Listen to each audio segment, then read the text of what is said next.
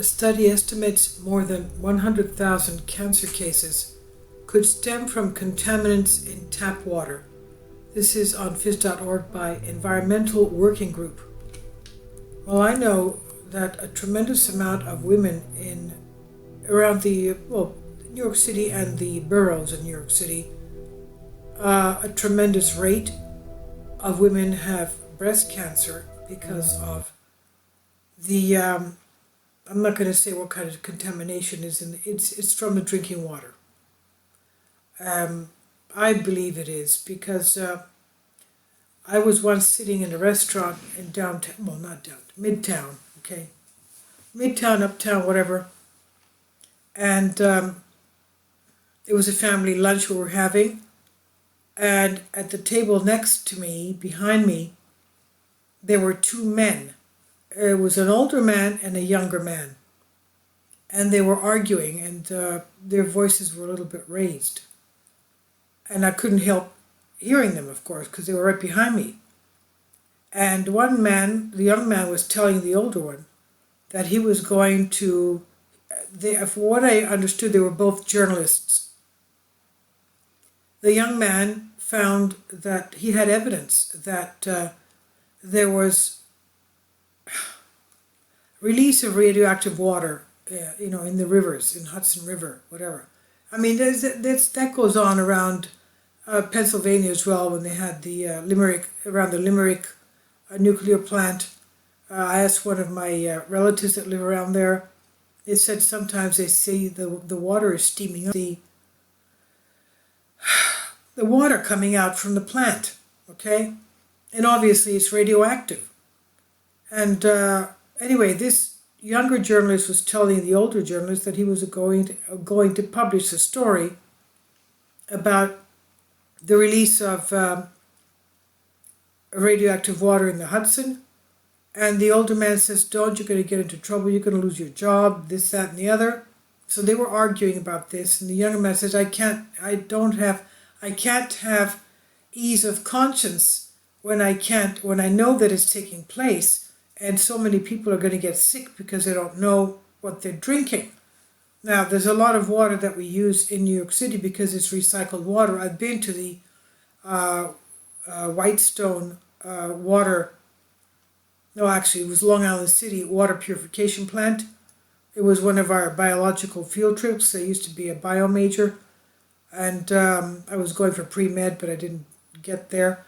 And anyway, we had to take this field trip on one Saturday morning, early Saturday morning, and it was terrible. We saw what the water looked like before going into the purification plant and what it came out with what it was like at the end. We had a couple of young men fainting from the smell and the sights. They just couldn't stand it. You can imagine. But the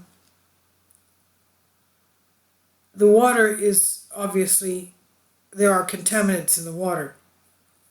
And of course you can get cancer from it. Now this is of course an Environmental Working Group study released today. The toxic cocktail of chemical pollutants in U.S. drinking water could result in more than 100,000 cancer cases, I guess a year it would be. According to the peer-reviewed study from Environmental Working Group, the first study to conduct a cumulative assessment of cancer risks due to 22 carcinogenic contaminants found in drinking water nationwide. In a paper published today in the journal Helion, EWG scientists used a novel analytic framework that calculated the combined health impacts of carcinogens in 48,363 community water systems in the U.S. This assessment does not include water quality information for the 13.5 million American households that rely on private wells for their drinking water. It's just only it's not the private wells, it's the community water systems. Now, drinking water contains complex mixtures of contaminants, yet government agencies currently assess the health hazards of tap water pollutants one by one, said Sidney Evans, lead author of the paper and a science analyst at EWG. He says, in the real world, people are exposed to combinations of chemicals, so it's important that we start to assess health impacts by looking at the combined effects of multiple pollutants. This cumulative approach is common in assessing the health impacts of exposure to air pollutants, but has never before been applied to a national database of drinking water contaminants.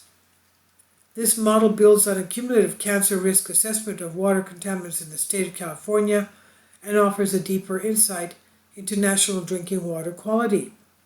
As defined by U.S. government agencies, the calculated cancer risk applies to a statistical lifetime or approximately 70 years. Most of the increased cancer risk is due to contamination with arsenic, disinfection byproducts, and, here we go, radioactive elements. Okay? Also the radioactive elements, such as uranium and radium. Okay. Water systems with the highest risk tend to serve smaller communities and rely on groundwater. These communities often need improved infrastructure and resources to provide safe drinking water to their residents. However, large surface water systems contribute a significant share of the overall risk due to the greater population served and the consistent presence of disinfected byproducts.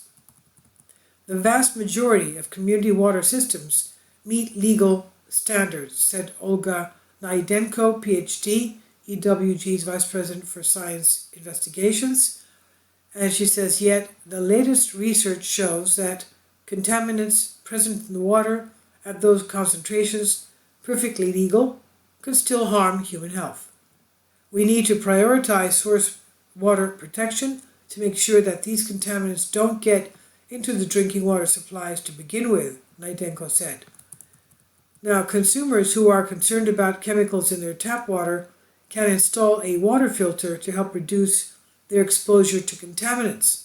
Filters should be targeted to the specific contaminants detected in the tap water. Now, I don't know what they're going to do about getting the radiation out of the water. That's something totally different.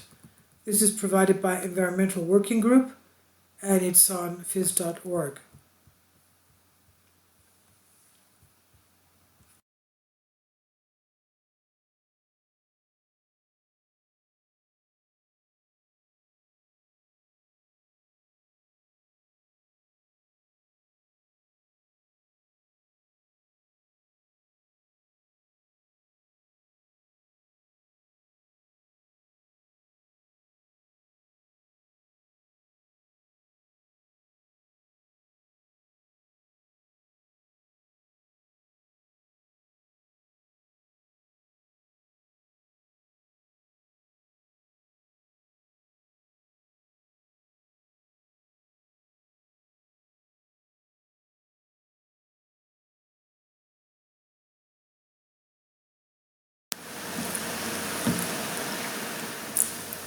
If you'd like to join me on my Patreon account, you will hear content not covered by mainstream media. These riveting stories will be based on my research, and I will state my opinions and give my personal insight on diverse and controversial subjects and world events not covered by mainstream media, and not supported by YouTube guidelines. So whatever I have on my Patreon, most of those will not be on my YouTube channel. Please consider becoming a member today. More of the most significant and important videos will be on my Patreon channel. Your support helps me to continue my research and keeps this YouTube channel alive.